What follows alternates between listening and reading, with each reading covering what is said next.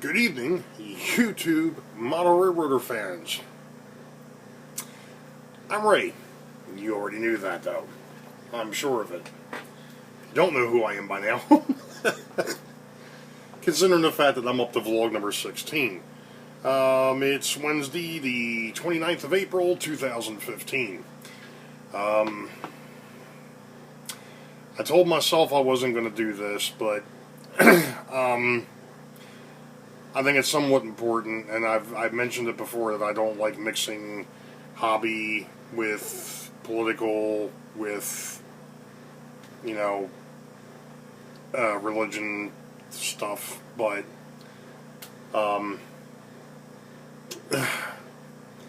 you know, there's been, let me just put it this way. I live about 10 minutes north of Baltimore City. And as you all know by now, that there's been some unrest in the city over the last few days, you know, it's where I'm at. I feel as though I'm quote unquote safe, but you know, I didn't do this on my normal Tuesday night because I just wasn't. In fact, I'm really still not in the really wanting to do, but I needed the diversion, so here we are. For the most part, I've only gotten over that daggone cold that I had. I'm going to leave the rest of that where it was. Pardon me a second. Anyway, no really new updates. I know went through and we did some things, went and showed some things after the YouTube model builders on the 18th. I went through on vlog 15 and showed you some things and so on and so forth. I'm not going to go on to the layout tonight. Instead, I'm going to try and focus on this side project, I guess, for lack of a better term, that I'm playing around with. And then I realized that I'm going to have some issues with this mock-up that I'm doing. Case in point is this here. This is the front of that building. And if you notice, down here, this is steps. And this was an overhang. I'm not quite sure how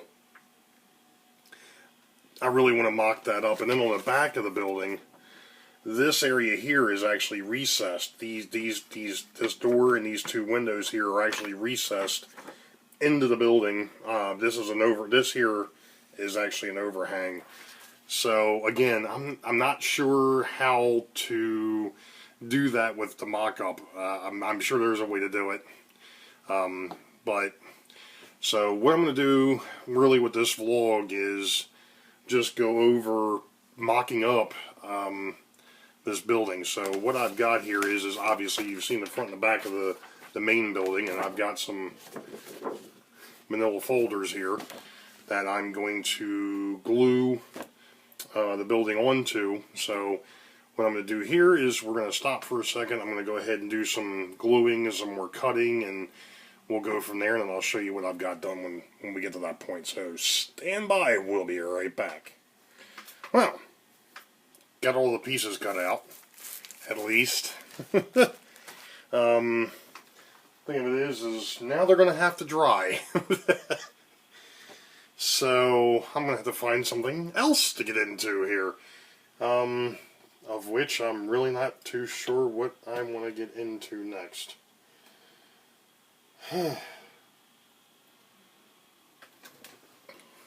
be honest. And I'm really kind of hoping that this works out because, you know, I've never done anything like this before, to be honest.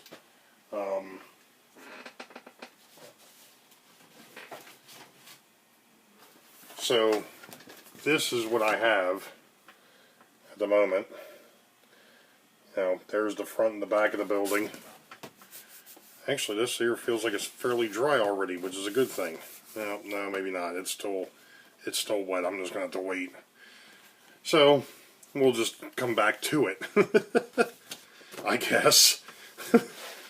At some point. So, at least I got everything cut out. I did notice... Unfortunately, I did notice one problem. One of the... When I went ahead and put... I'm sorry, I'm trying to flatten these back out a little bit. We'd already discussed this issue, where the building didn't quite come out right on the one side, and I had to kind of, I guess for lack of a better term, when I went and printed it out, it didn't print out correctly, and I had to eyeball it a little bit and get it somewhat close. But I noticed another issue when I was working on the outbuilding, and if you notice, this upper piece is cut up because it was the exact same way as the piece below it.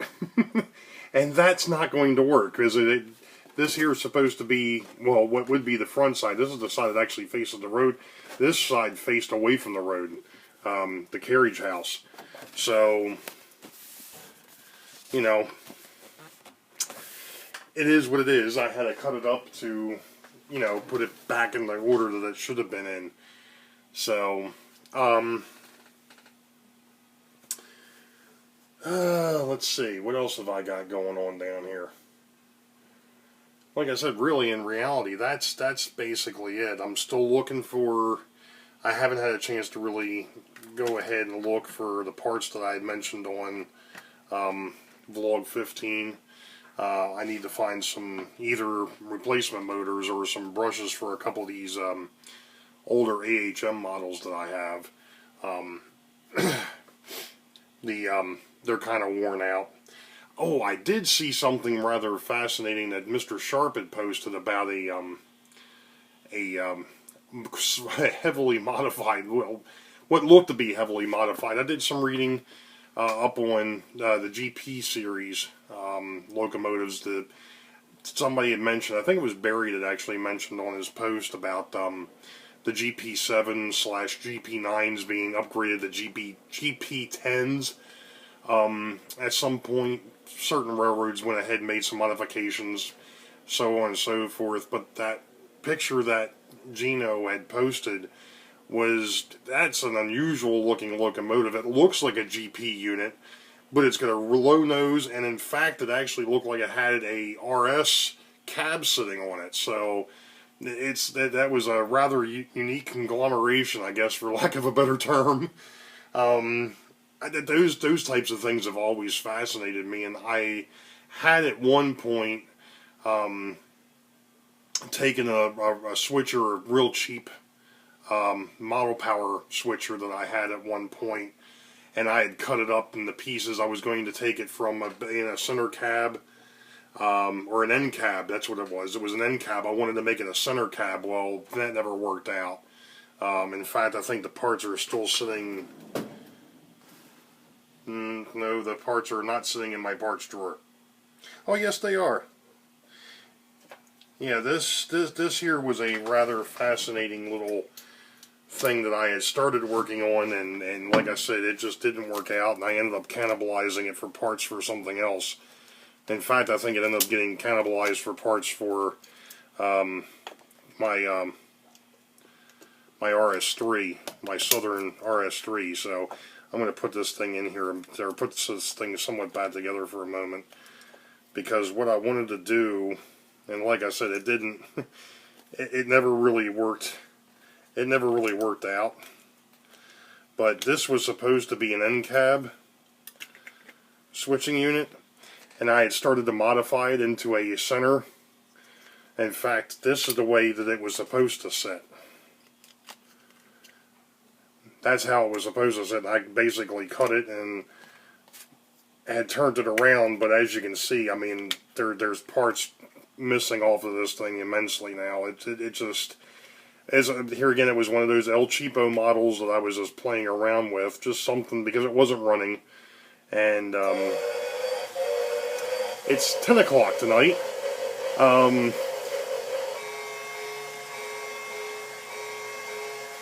Thank you. But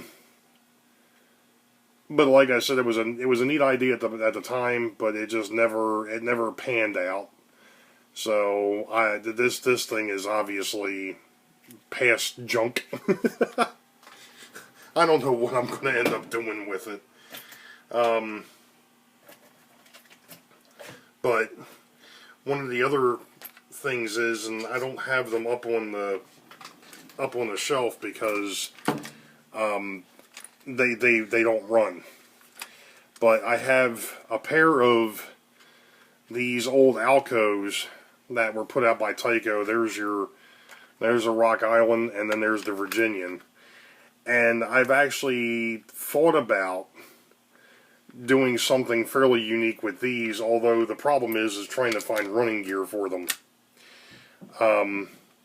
What I'm actually thinking about doing is actually cutting the cab off of one of these. Boy, these things are just falling apart. But taking the cab off of one end and mating it to the opposite end, so it's a double cab unit. But here again, I don't know if I really want to, because I don't have motors for these anymore. These are done. And of course, getting parts and so on and so forth, and blase. It's just one of those things. I do have something else that I just happened to find sitting here. I don't know if anybody had actually had this problem before or not. I noticed this a while back, and unfortunately I tried to fix it, and when I did, I broke it. This here is an old, well, not an old, but I'd say probably late 90s Mantua. It's for the GP20. In fact, the original GP20 was this dude for the Erie Lackawanna. But what happened is I've noticed one time that the frame was warped, and when I tried to straighten it, obviously it broke.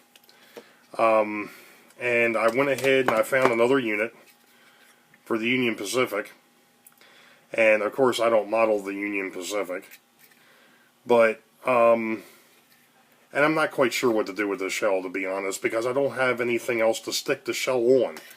And obviously the frame is done. So I don't know what else to. In fact, I think I'm missing parts now because it's been sitting here in the drawer rattling around, and I'm sure the parts are in here someplace, but I don't know what else to do with this thing now. I mean, it's a dead unit. I mean, I guess if I really wanted to, and I don't think it would fit anyways, maybe it will. I may have just found... No. That would have been nice, I guess, because then I could have gone ahead and repainted the shell for the Boeville and Newtown. But that won't work. It won't fit on that frame. Of course, that would make things way too easy. As this thing flies apart on me. Pardon me a second. Put this thing back together. That's the BQ-23-7. So anyway, well, I think I'm up to or pretty close to my 15-minute mark. Because I still haven't figured out why, Movie Maker and YouTube don't sync up and let me go ahead and go over 15, which, to be honest, I really don't want to go over 15 minutes anyways. So, it'd make a little bit of a change. You all stay safe. Wait for the highball. Green tracks ahead. We'll see you later.